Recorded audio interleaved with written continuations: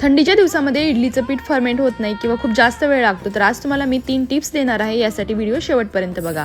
इडलीसाठी आपल्याला 3 वाटी तांदूळ आणि 1 वाटी उडदाची डाळ स्वच्छ धुवून 7 ते 8 तास भिजत घालायची आहे। इडलीसाठी नेहमी जुना तांदूळ वापरायचा। भिजवताना यामध्ये चमचाभर मेथीचे दाणे टाकायला विसरू नका, याने इडलीला छान चव येते आणि फर्मेंटेशनसाठी सुद्धा खूप हेल्प होते। तरी ती पहिली टिप म्हणजे डाळ तांदूळ दळताना डाळ भिजवलेलं पाणी फेकून न देता तेच वापरून आपल्याला डाळ तांदूळ दळायचे आहेत। या पाण्यामध्ये फर्मेंटेशनसाठी लागणारे बबल्स तयार झालेले असतात, त्यामुळे पीठ लवकर आणि छान फर्मेंट होते। दुसरी टिप म्हणजे डाळ तांदूळ दळताना यामध्ये एक ब्रेडचा तुकडा टाकून डाळ तांदूळ दळायचे। ही सुद्धा ट्रिक वापरून तुम्ही परफेक्टली इडलीचं बॅटर फर्मेंट करू शकता। आणि ती तिसरी आणि लास्ट टिप जी आज मी वापरलेली आहे ती म्हणजे पिठामध्ये एक कांद्याचा तुकडा टाकून ठेवा। दुसऱ्या दिवशी 7 ते 8 तासानंतर तुम्ही बघू शकता पीठ मस्त फर्मेंट झालेलं आहे।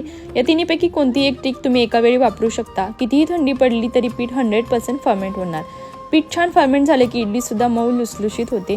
तुम्ही सुद्धा या टिप नक्की वापरून बघा आणि तुमच्या मैत्रिणींसोबत शेअर करायला विसरू नका।